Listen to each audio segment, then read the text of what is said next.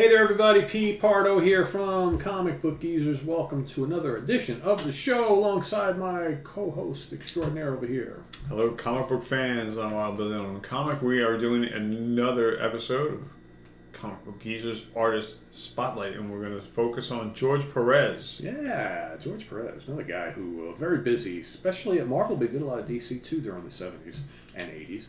When he started about 1975, around there. I think so, right around the middle, of the decade. This was his first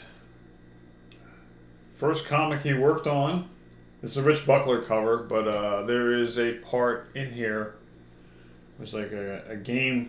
Yeah, it's a weird. It's funny how it's like a game page, right? Yeah, like a puzzle page. Yeah. But George Perez, his first art is here in this book. And so he joins Marvel Comics. He was like one of the younger guys. But he later did other stuff like the Avengers. This was his first work on the Avengers. Issue 141. He did the inside art. This is a Gil Kane and John Romita cover. But George Perez started work with the classic Avengers here.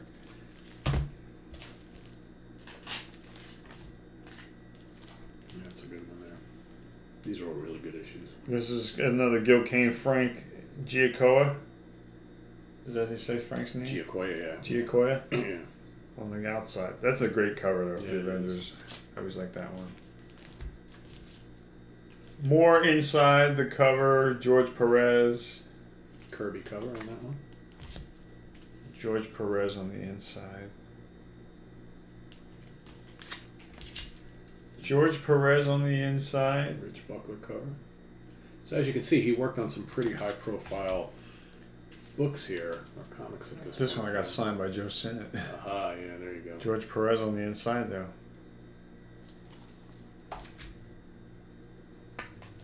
This is a George Perez cover and inside art.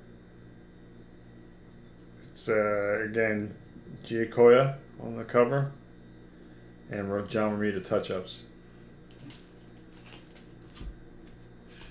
Now this one's another inside and outside Perez cover. John Romita Perez cover. That's Avengers 150. The other one was 149. Here's Fantastic Four 176. Again, George Perez on the inside. The Impossible Man. Let's take a look.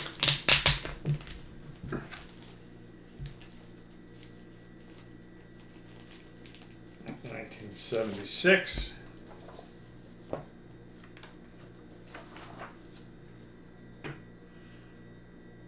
You see that?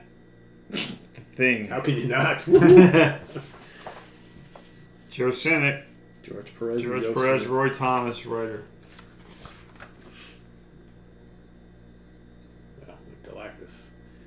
I will say George Perez always did the Thing really, really well. But I do want to mention, we've mentioned this many times before, but when we interviewed Joe Sinnott back a few years ago, he told us that his favorite character to ink or draw was the Thing. And second was Thor. Thor. And it just so happens that when you look back at the history of the Fantastic Four, no matter which artist worked on the Fantastic Four comic, whether it be Jack Kirby, John Buscema, or George Perez, the things always look the best when Joe Sinnott is inking them. I mean, just Joe Sinnott on any book just makes every artist better. And I mean, this is spectacular artwork. This is really good. This just, yeah, look at that. I like the bottom corner. 2 panels with the Thing was bringing his arm down, smashing. Yeah. What I always liked about George Perez's art is every single panel is of equal quality. You know? I mean, it's just like every panel is like a work of art. I mean, you can tell all the time that was put into these. It's amazing artwork. Each one is like a separate little painting unto itself. It's just really, really well done. Now we got the commercial 4-page spread. Here you go. Human Torch. Yeah. And look at his people. Look at how well these are done. I mean, they look like really, really good. Talented guy. George Perez. And he stayed with the Fantastic Four for quite a few issues here. Oh, look at that. That's so great. Looks like the leader. Yeah. The Wizard, the Trapster, and Sandman. The Frightful Four. Who's number 4? I might ask. We know who it winds up being, but... The Crusher. No, I'm guessing. Oh, we got next issue. Gotta hold that up. Again, it's the inside. Yeah. Another good one. 1976. What number is that? 177? Yeah, 177 with the new, very next the issue. new member of the Frightful Four, which, as we see for the cover of 178, it's a new member, the Brute. So this is George Perez on the inside. Tell you, the Frightful Four, man, they just always kept on showing up. And usually, you always get the 3, and then usually the number 4, the 4th member, is These always next someone. two are Perez and is that Terry Austin? I think so, yeah. So the Avengers. This is a classic multi-head, keeping it in that 1960s fashion with the heads, Yeah. multi-heads covers. And a great Hawkeye Cover Yeah. 171. It's 172. This is also Perez and Austin cover. Milestone Avengers issue 200. Yeah, that's a good one.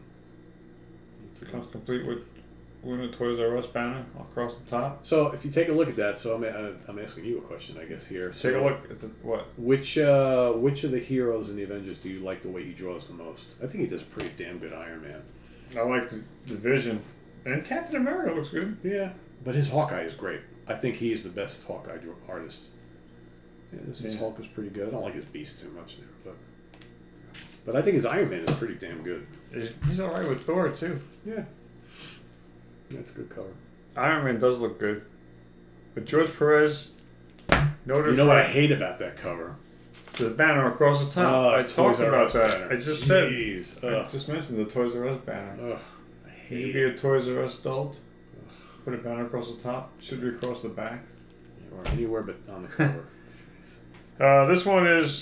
This is Perez and Joe Sinnott cover, Once again, man. and on the inside it's Sal Buscema and Joe Sinnott. But this is another multi. You got 4 different covers on there. Yeah. 4 different images.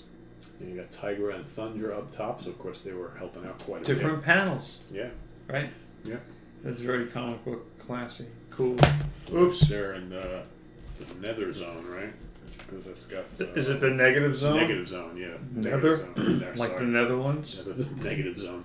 The negative zone. The nether zone. Nether Zone. The tether zone. Did we ever cover this guy with like I did. obscure villains? One hit wonders. The Eliminator. I like Terrible. his mutated hand over there, the Yeah. sledgehammer hand. That is a great cover. George Perez Yeah, that's a great cover. That's Cover. typical Perez right there. I mean, look at the detail. Really, and really Joe good. Sinnott. Yeah, of course. And Joe Sinnott. Joe I believe Joe it's Sinnott Joe worked on Sinnott. all the best books. I'm telling you. There's another one there too. Really cool. Another George Perez cover. Agatha Hawkins. My another. I think I stopped right around here, 187, 188. Then I got a big gap till 200. That's it. Don't have the room. I'd rather collect other things. I'm not really big. Oh, Inhumans #1. He's helped on the inside. This is a Rich Buckler cover, I believe. Did you just say you're not a big Fantastic Four fan? Compared to other books that I have, Oh. yes. So if I'm gonna buy, Considering how many you have, I have a whole bunch, yes. But if it's Spider-Man, a Hulk, Iron Man on the shelf, and a Fantastic Four, I'm gonna pick one of those 3 before I buy a Fantastic Four book. It's Yeah. just Okay. they're back Fair burner, enough. but they're good, But that's why I stopped. Focused on other things. It's my mission to get all first 200. Because to me, those are the best. by Yes, far. they are. And I'm doing pretty good. I don't have a hell of a lot left. I got a lot. So of when really the good ones. Humans came out, George Perez was doing the inside. That's right. I think Gil Kane did most of those covers, right? He did a lot of them, Yeah. yes. But I'm going to show you something in a second. This is number 3. So he did the first 4, and I think number 4 is like one of the greatest covers in the whole series. Yeah, it's a 12-issue run.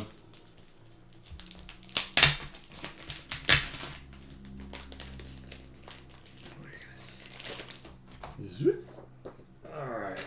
me show you this T-shirt. Hold on. Folks can't get enough of that shirt, man. That's the Ranko classic.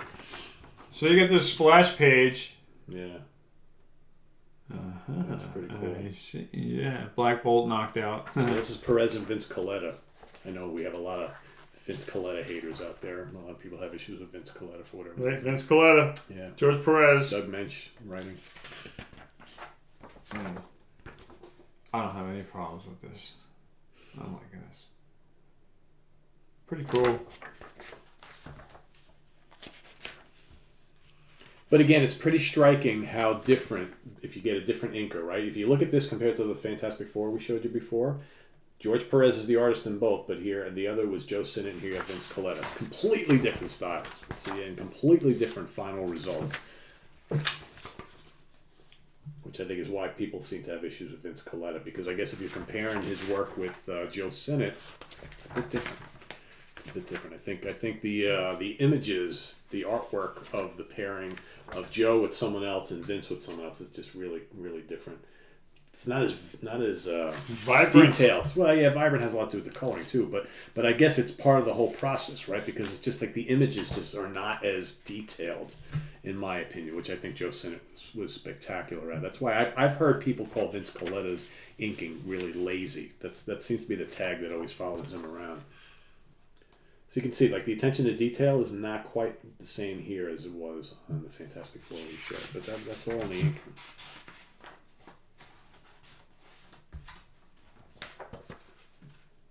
Nova. And they're plugging them. Yep. They should have plugged him more. He didn't take off. They should have plugged him. I just finished reading that run. Oh, the Nova, you reread it? Yeah. Yeah. It's a good one. Could have been better. But It could have been. Yeah. And not like everyone trashes the artist. Who was it? Carmen Infantino? Yeah. He doesn't do, like, very good. You know what it is? I think that Stills. series started off really, really well, and then it kind of, like, fell by the wayside. I think they just... The storylines were still good, though, I thought. Yeah, no, I agree It with just you. didn't take off. No. George on the inside. George also, you see him work on the teams, the superhero teams, the Defenders, the Avengers. I wonder if that was a preference, The or whether they Inhumans. just put him where, I don't know. Now this is Perez Pablo Marcos cover. On the inside, it's Keith Griffin and Klaus Johnson on the inside art. This is good, though. This is Perez and Ernie Chen cover. Yeah, that was good. Fairly new to my collection over the past couple of years. Oh, this is Perez and Tony DeZunga. Tony DeZunga. And Ed Hannigan and Dan Green on the inside. But this is another Perez cover. Again, with the multiple action. All right, so let's see how many Sea of Tranquility people are watching this right now. Look at that title, Tyranny and Mutation, and no, it's not a new rock group. Anybody know, watching put in the comments what that's referencing right there? Do you know? No. Nah, never mind. I won't give it away. All right, I'll tell you off camera. I'm expecting our Sea of Tranquility watchers to know exactly a song what title. Well, it's an album title, but okay. By a certain group from New York. But yeah, we'll. Batman 3. This is what? There was a 3 or 4 part story. And he did all 4 of these covers, George Perez. Oh, he went AWOL to DC, as you can see. Did some Batman.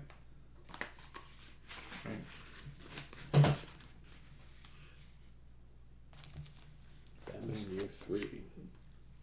This is the 4th one. Oop, grab that. It's falling all over the place. This is part 1. Part 2. Part 3. Part 3, and you got 4. Yep. Pretty cool. And I like how, look how dark these are. I mean, dark looking, very textured. This is always a cool one. Yeah. Batman viewed through the scope. And you work with Marv Wolfman on these. And Mr. Aparlo and Mr. DiCarlo. Pretty cool. Then in the 90s, you had the Infinity Gauntlet. This was like a 6-issue. Yeah. He did these. I don't have the first one. This is the only one I have. And it's funny because right around this time, George's artwork, I think he was trying, because most of the Infinity stuff was written by this was 1991. Jim Starlin. So, but George did a lot of the artwork, and I think George tried very hard to capture the spirit of of Jim Starlin's early artwork in Captain Marvel and Warlock. This is like 2004. Crossover alert. You are seeing that correctly. Justice League and Avengers. Mm-hmm. George Perez, Inside and Out. Oh, look at that. It's 2004.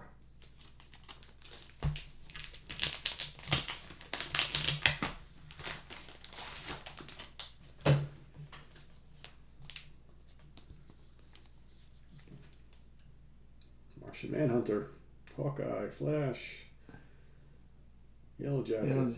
Vision, Scarlet Witch, Hawkeye. What else we got? Green Lantern, She-Hulk, Captain Marvel, Plastic Man, Quicksilver. Is that Thor down there? Who's the guy with the long blonde hair? Is that Thor? Jack of Hearts. That's interesting. Even on the inside. Good art.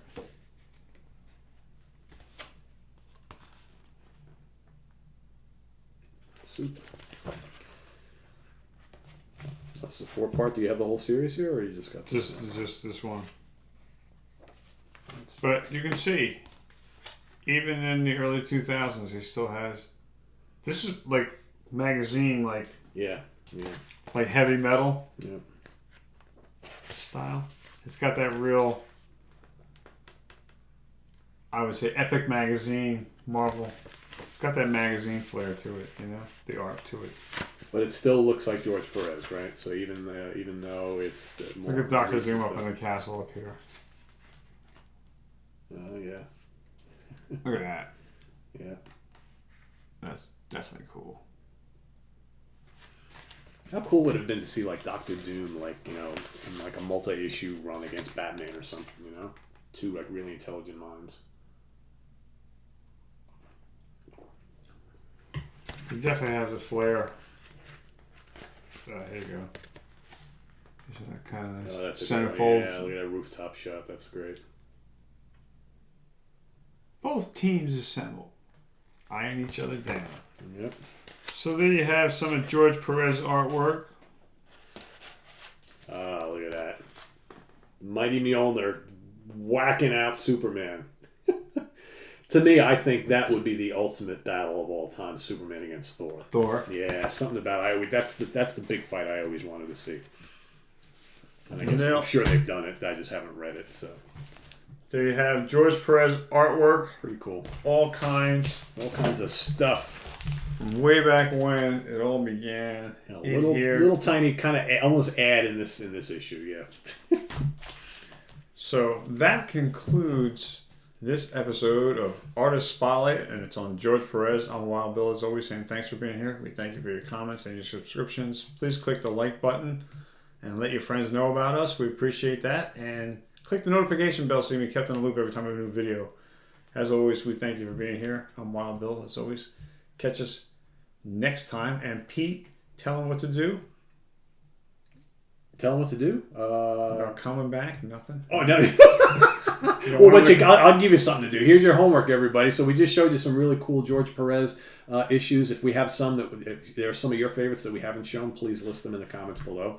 But otherwise, we'll see you next time with more stuff. Please do click on that notification bell. It's very important so you don't miss any of our videos. And tell all your friends, and because otherwise he won't stop talking about it. So, We'll catch you next time, gang. That's right. See you soon. Take care. For Wild Bill, I am Pete. Have a good one. We'll see you. Bye-bye. Bye.